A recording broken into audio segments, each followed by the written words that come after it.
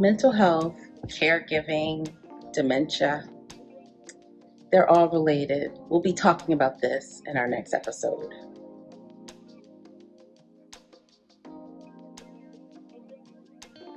Hey, Care Partners. This is Janeen, the founder of Prepare to Care.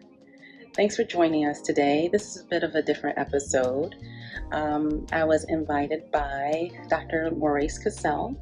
He is the director of C3 in This Together, which is a mental health agency that deals with all things mental health. And I was a guest interviewee who gave my perspective, my story of caregiving. I hope you get to know me a little bit better through this interview. Enjoy.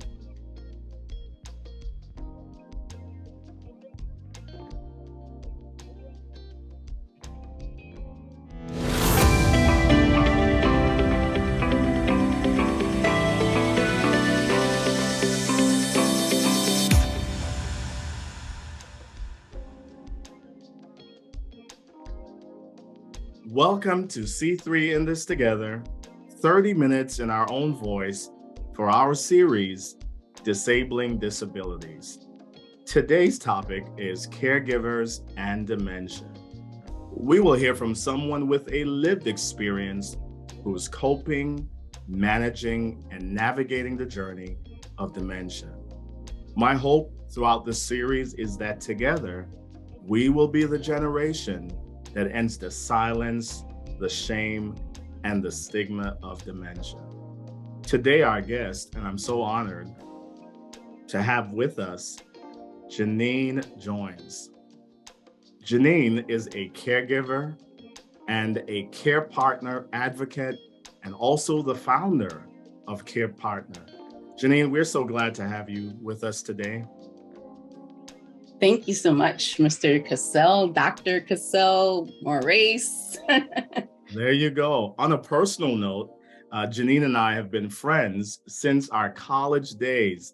That's just a couple years ago, right, Janeen? Right, just a couple, not too long ago. Yeah, not too long ago. So it's so honored to have with me my dear and treasured friend for this series. But before we jump into our time together, as mentioned again, Janeen is a caregiver and she is the founder and also an advocate of CarePartner. But before we jump in to our time, I wanted to share some statistics with you surrounding dementia, this topic that we'll talk about today. So according to the Center for Disease Control, or the CDC, current estimates are that about 5.8 million people in the United States have Alzheimer's disease and related dementia. We also know through research that Hispanics and African Americans in the United States will see the largest increases in Alzheimer's disease and related dementia between the years of 2015 and 2060, right? So also here's what we know from research. Among all races, women are nearly 2 times more likely to be affected by Alzheimer's disease than men. Another research that we want to share with you is that according to the World Health Organization, currently there are more than 55 million people who are living with dementia worldwide. Here's what the research tells us: that it's so important that we talk about dementia because early diagnosis and early awareness are the keys to navigating this journey. We also do know from research is that most people currently living with dementia have not received a formal diagnosis. So our time together today is so important, so vital as we talk about the needs surrounding dementia. So Ms. Janeen, let's go ahead and jump into our time together. Let's begin with our first question. Tell us your story surrounding dementia. Well, if we rewind to, I would say, 2017, I could think of a few symptoms that my husband, Stefan, was exhibiting at that time that I did not note as anything significant. And some of those odd behaviors were things related to our wedding preparation. So, of course, you know that we have to get a list together of people to invite. And I thought it was kind of odd that he couldn't write down addresses properly. The name, the address, it was just inconsistent and very the pattern wasn't consistent. Sometimes he would put the address next to the name. It was just very odd to me. Another thing was, a lot of people always think of dementia, they think of memory loss. And it's not just memory loss. That is the way it shows itself a lot. But the memory loss is different. So the poor short-term memory loss. So there was a time that we were driving in two separate vehicles. We were driving and we were talking on the phone, and I was reviewing some things that were related to the wedding. And I was reminding him that we were going to meet at a certain place at a certain time that evening. And he confirmed that he remembered and we're going to do these things. And after we had finished that part of our conversation, I would say maybe within 30 seconds or less, he said, well, so since we're not doing anything this evening, why don't we just, and that just kind of took me by surprise. So I noted that. I thought it was odd, but you keep on moving. Another situation was with finances, planning. Soon after marriage, of course, the accounts weren't merged yet, and we were talking about finances, and I was saying, should I transfer money into your account? How should we deal with this? And then he would run down the list of expenses that we had, and it seemed like he had it all under control. But before the end of the week, we had maybe 3 or 4 NSF notifications, and what happened? And he was just as shocked as I was. It wasn't as if he was trying to hide anything, but I just thought it was odd. And so these are just a few of the examples of the behaviors that I saw. One thing that I thought was very endearing was sometimes we would disagree on something, and then later on he would come back to me and apologize very sincerely. Right. And I would like, oh, honey, it's fine. I understand where you're going or what you meant. And we continued on in our evening. And then before the night ends, he would apologize with the same intensity, the second and third time. I was like, oh, and I thought it was, it was very endearing to me, but at the same time, very odd. So I just yeah, we talked about that and it's fine. You're fine. Please don't, beat yourself up over those things. And he would accept that, but those were noted occurrences. Wow. So talking to a friend, she said, Janeen, I think you need to get him tested. And she said this a few times, but one time she said, listen to me, you need to get him tested. So I brought it up to his doctor, and I told her, he has some short-term memory issues. There's some things going on that just don't make sense, and I think we need to get him tested. And Stefan is very engaging, funny. He made her laugh. Oh, no, he doesn't have any problems. And she did a little test and he didn't do that well, but she said, oh, I'm sure that's not even a problem. But she appeased me and wrote a referral. Right. And so we just continued on. I made the appointment and it was with a neuropsychologist on a November Friday morning. And we went and took the test. They allowed me to be there. It was about maybe, I would say 3 to 4 hours long. Very simple questions in many cases. What the season was, what year was it, current events, who's the president, what year was it? And his answer for that was 19 1918. And I said, 1918. And then I looked at the doctor and I said, well, maybe we just need to pose it differently. And so she re-said it, but he stuck with 1918. And I was just surprised by the various answers he was giving, or did not know the answers to simple arithmetic problems. He could not calculate in his mind.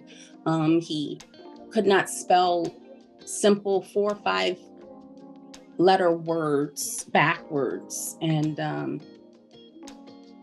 I know he wasn't doing well at the test, Right. but I didn't think that the following week when we went back, that we would get a proposed or a suggested diagnosis of early onset Alzheimer's disease.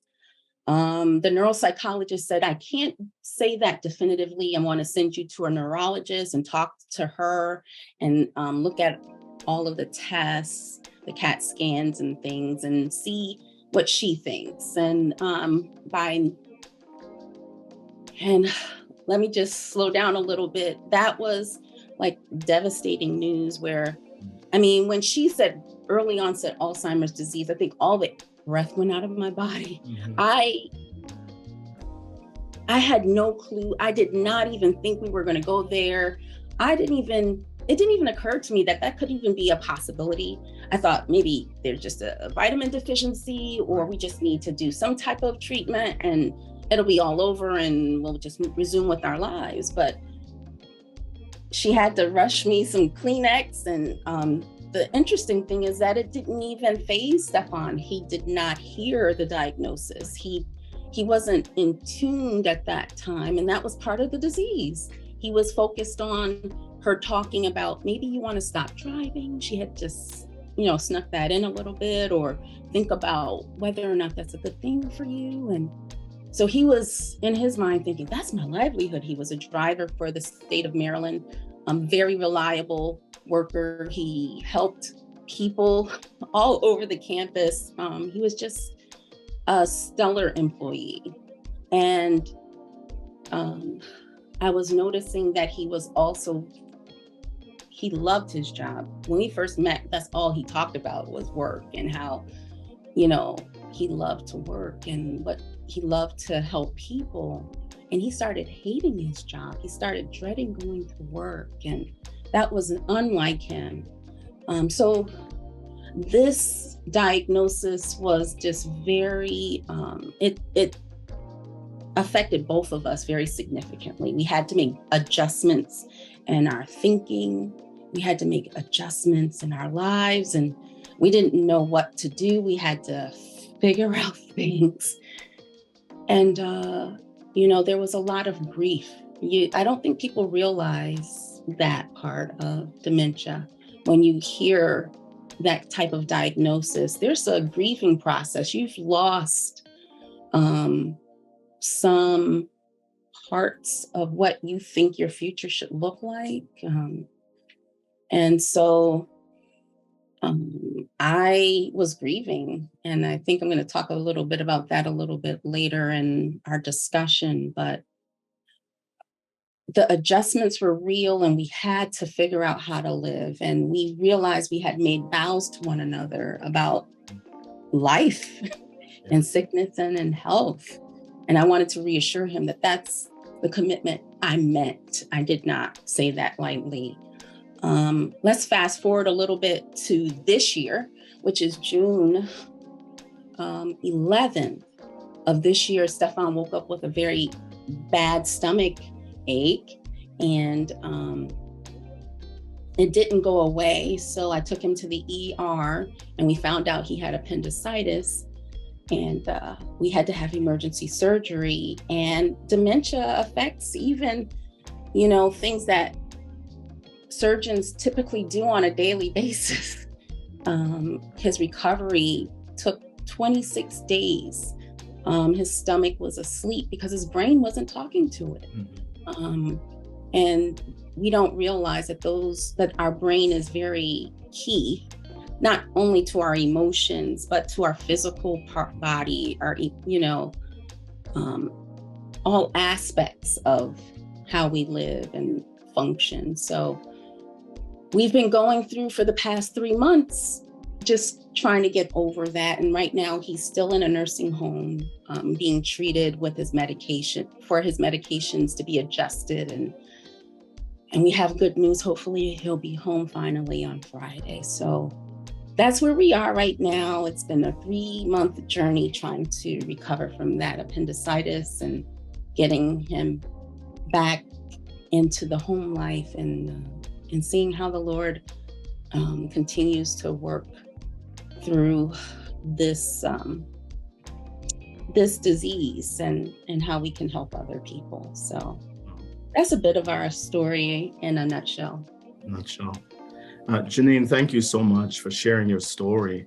Mm-hmm. As I listen to your story, and of course I've been privy from a personal standpoint, but as I listen to your story in this moment, as we're going to recording, I couldn't help but think that you're giving voice to so many others who are navigating this journey of dementia and other things that they might be managing. So thank you, because as you've shared your story, you're allowing others to, as I mentioned, to gain voice in sharing their own stories. You're turning the lights on the things that ails us in our experiences. You're ending the silence, the shame, and the stigma. But thank you for taking your pain and turning it into purpose. And that's what I see in this moment.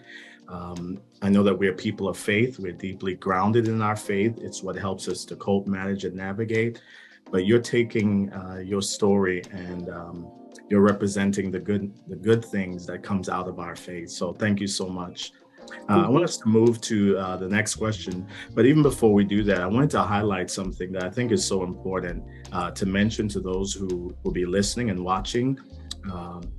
You mentioned about your encounter with the primary care provider, your doctor, and just the diagnosis that happened and perhaps some diagnoses that were not made. We do want to remind people, be your own advocate. And I want to say that so loud, be your own advocate.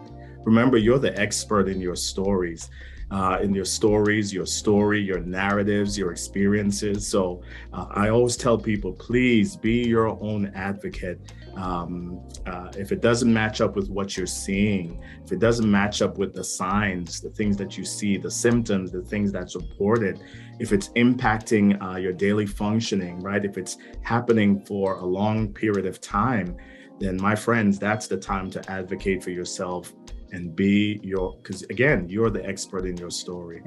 So I really wanted to highlight that. I love saying this, and it's so true, that the doctors, while they are the experts, you really are the experts, all right? Let's move to our next question. What would you say to someone or a loved one who's dealing with dementia personally or as a caregiver? Well, I think the first thing is, don't ignore your feelings. They're real. I think I just shared this with my brother-in-law a couple days ago. The grief was very significant, but I had to be careful about how I expressed it because my husband was dealing with the actual illness, and there was nothing he could do about it. He didn't bring it on himself, and I didn't want to add to that. So every shower, I think for 2 months, I cried an ugly cry. That's that was the place where I could just let go. So feel all the feelings. Don't ignore them. Involve others for support. There was a good friend who, I tell you, she spoke to me every day.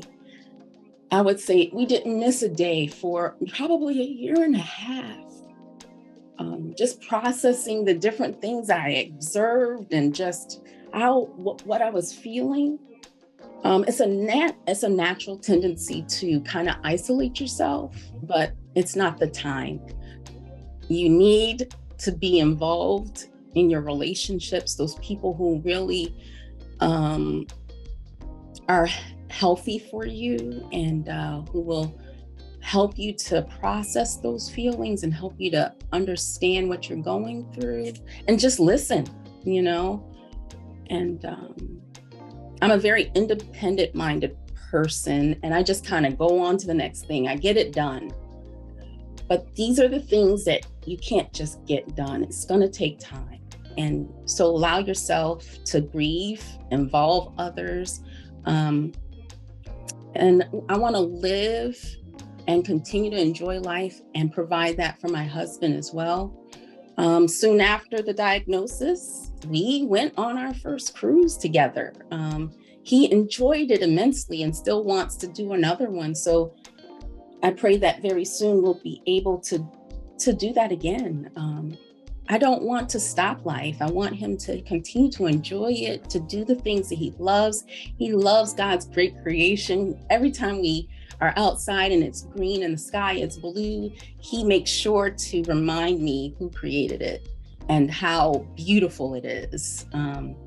So we try to enjoy just the simple things in life.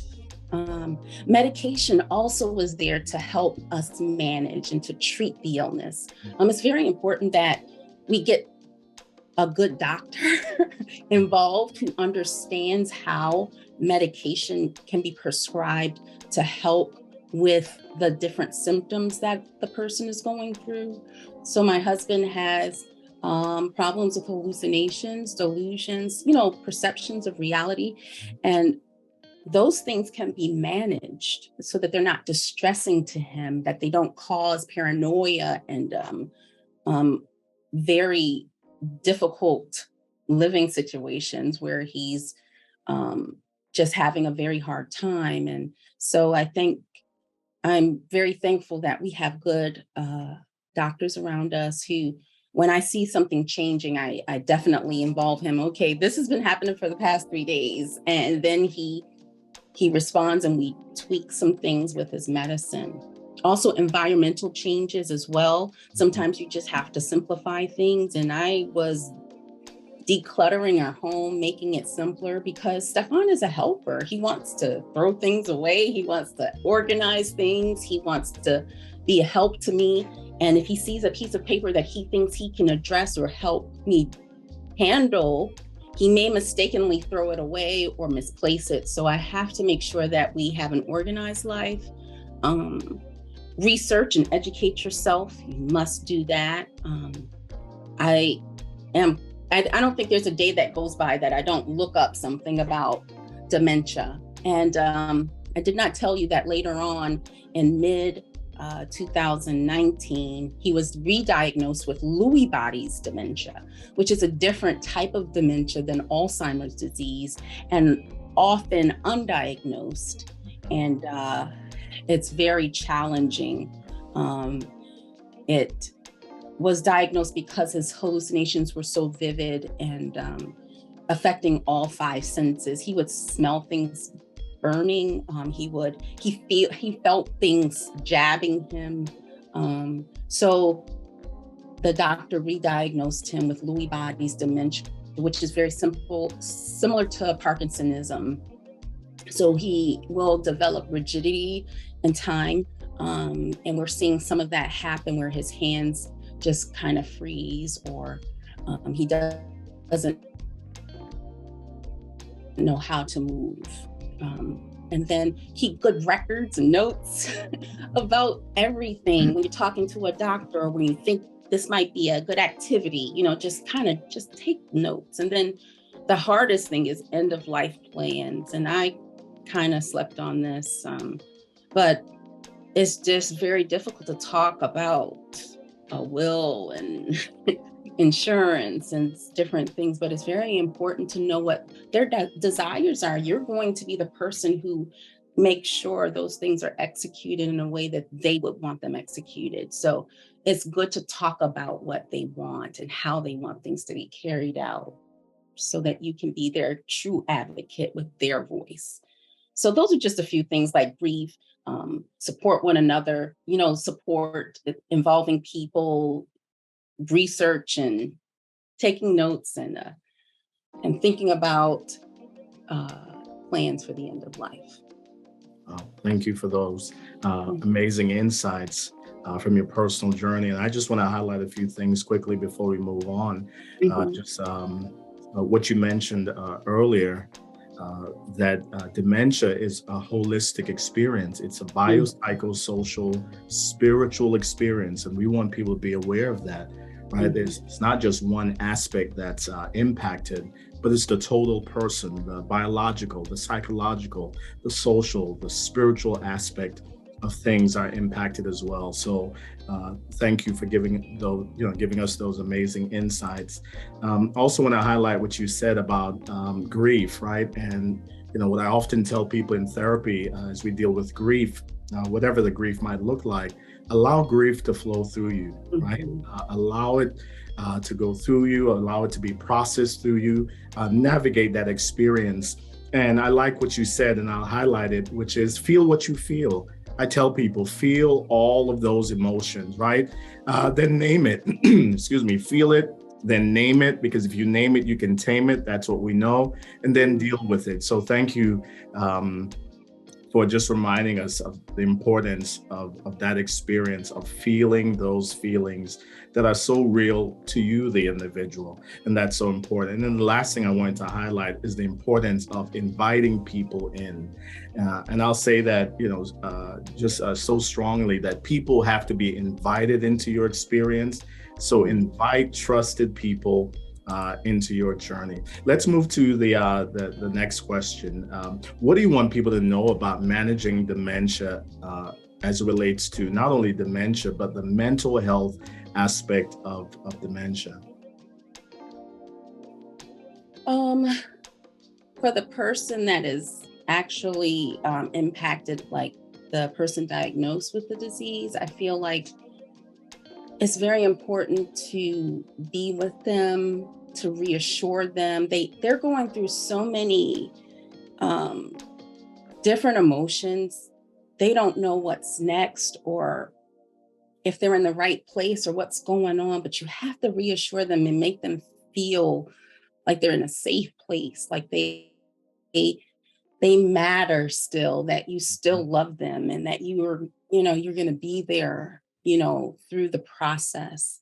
And everybody's process is going to be different. Don't assume that your process will be clear of a nursing home or demand that you always take care of them at home. It's very important that you understand that those things are limited and unique to each care team, both the the care partners, both the person diagnosed and the caregiver. I think we also need to meditate on truth. Don't make up things about the future and how things may turn out bleak.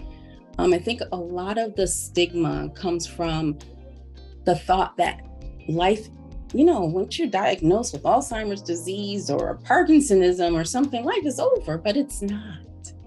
It's not over. You still have today. Enjoy it. I think that truth should help us to heal, not the truth that hurts. I'm talking about the truth that helps us to heal and build and enjoy and not destroy. So I think those things are very important, to meditate on those truths of life. And don't deceive yourself into thinking that, oh, I got this. No one has it. We all have difficulties. We all need help. And so allow yourself to mentally process it. It took me a while to find a good therapist even. I wanted to make sure that I wasn't denying myself of help. And I was able to find someone who was like-minded, who has a background in dementia, and she's worked with people with dementia for 30, 40 years. So take the time to make sure that you're helping yourself, you're processing well with a person who's a professional who can help you navigate this course of life. Oh, thank you so much. It's so important that we manage our mental health. And I love what you said, excuse me, about, the importance of taking care of yourself. And we want to really highlight that for people. Give yourself permission to take care of yourself. And I really want to, let that resound to those who are managing this experience. One of the things we often, we borrow from the experience of being on a plane, where they tell you, put on your own mask first, right? Before you help others, put on your own mask. And one of the things we've been encouraging people, we've been using this language in the field, is to surround yourself with mental health millionaires. And I love that, right? These are people who have so much mental health currency that they have enough to deposit in you and still have enough left over for themselves. So please take care of yourself, give yourself permission to live. And I love what you've said, Janeen, and I'm going to steal that, which is meditate on the truth that builds and does not hurt. So I'm stealing that, and I may or may not give you credit, right? Let's move to the next question as we begin to wrap up our time together. What do you want people to know about disabilities, special needs awareness, as it relates particularly to dementia? Well, dementia is not just a brain problem. It is a brain problem, but not just a brain problem. So when the brain is the control center of your whole body, it controls the nervous system, the muscular system. It controls your organs. It tells you, the color of the room. It gives you information. And so it helps to control your emotions. So it's like you said, it's a holistic, we should have a holistic approach when we're dealing with dementia. Also, it complicates everything. Dementia, I did not realize how it affects everything. In that same surgery that my husband had, a person who had a healthy brain probably would have been discharged in a week or less. But his brain was not talking to his stomach and moving those muscles the way that they should have. And so his stomach, it's called an ileus, where your stomach is sleeping. And it's typical with abdominal type surgeries.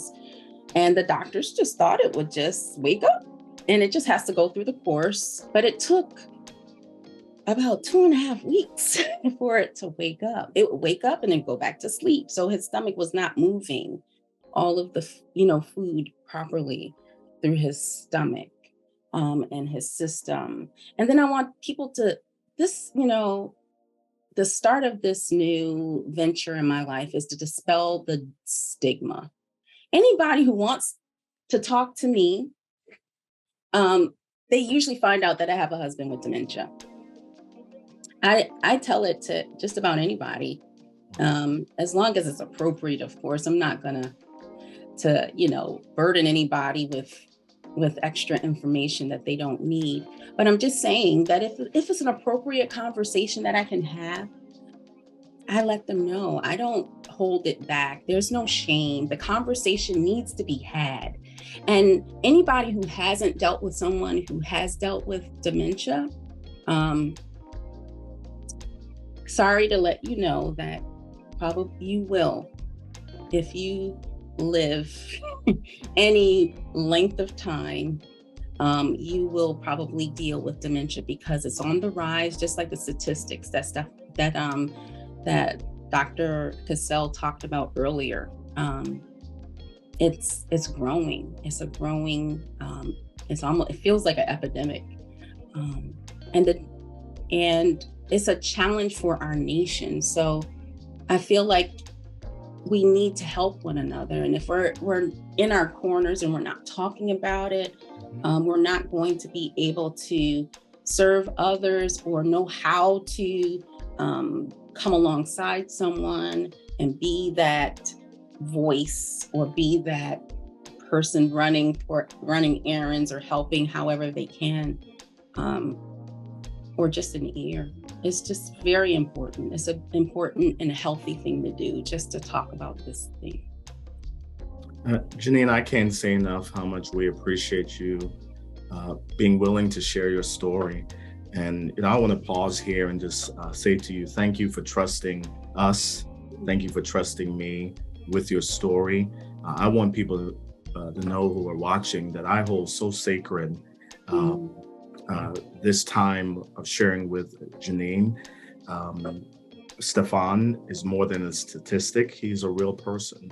And we want people to know this, right? That those statistics that I shared earlier, that there are people behind those statistics. There are loved ones behind those statistics. And we want to make sure that, like you said earlier, that we begin to have this conversation. We become advocates, right? We become people who come alongside people who are journeying and dealing with whatever a diagnosis might be.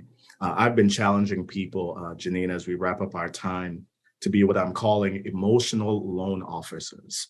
And what I mean by that is we can loan to people what they emotionally need in that moment. You don't have to be a therapist to be therapeutic. You don't have to be a clinician to care, but you can be an emotional loan officer. Loan to people. I can loan you my hope. I can loan you my strength. I can loan you my resiliency. I can loan you my silence in the midst of your chaos. And instead of saying, calm down, I say to you, what can I do to help? And I loan it to you until you can loan it to someone else. So I want to challenge us. That's what this is about today. Janeen, this has been a wealth of resource. Again, we are so thankful that you're sharing your story with us. I believe so many people are going to receive hope. And I love what you said, that at some point, all of us will deal with dementia, Alzheimer's in some way. It may not be our own experience personally, but it might be a loved one. It might be a family member. It might be someone at work. It might be someone in your faith organization, and the list goes on and on. So we want this conversation to get out. Let's turn on the lights on the things that have been holding us captive and in the dark for so long. How can people reach out to you, Janeen?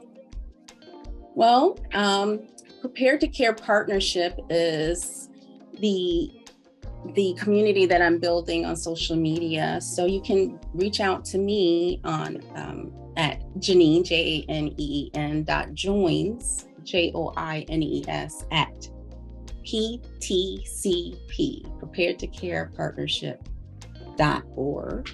We also will have a page, Prepared to Care, with the number 2 on Facebook, on YouTube, Instagram first, and then we'll branch out on the other social media sites. And then website is also under construction. So if you look at www.ptcp.org, you will also find us there as well. Well, thank you so much, my friends. Thank you for joining us for 30 minutes in our own voice. Our series continues. We want to remind you to subscribe to Janeen's YouTube channel. You're going to see that come up on the screen, Prepared to Care, your care partner community. Also, for more resources surrounding disabilities and special needs and mental health, we invite you to visit our website at c3inthistogether.com. You're going to see that pop up on the screen as well. And also, if you are impacted by this video, please hit the thumbs up button, subscribe to our YouTube channel, C3 in This Together, share this video, comment, and let us know how this video has impacted you so that together we can bring hope to others. My friends, thank you again for joining us for 30 minutes in our own voice. Janeen, thank you, my friend. It's good to see you. Let's catch up sometime as we continue on the conversation. Many blessings to you. Many blessings to Stefan. We continue to speak wellness to him on this journey. We speak the language, our faith language of grace, strength, hope, resiliency. And my friends, whatever your faith language might be, your faith experience might be, we ask that you lean into that. Again, Janeen, many blessings to you and your family. And thank you for joining us for 30 minutes in our own voice. We'll see you sometime soon.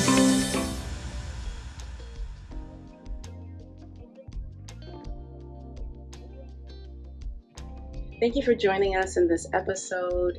And I hope this interview gave you a little more insight on our journey. Thank you for caring. By the way, we're in the hospital. We'll talk about that a little more later in future episodes. Thank you for caring.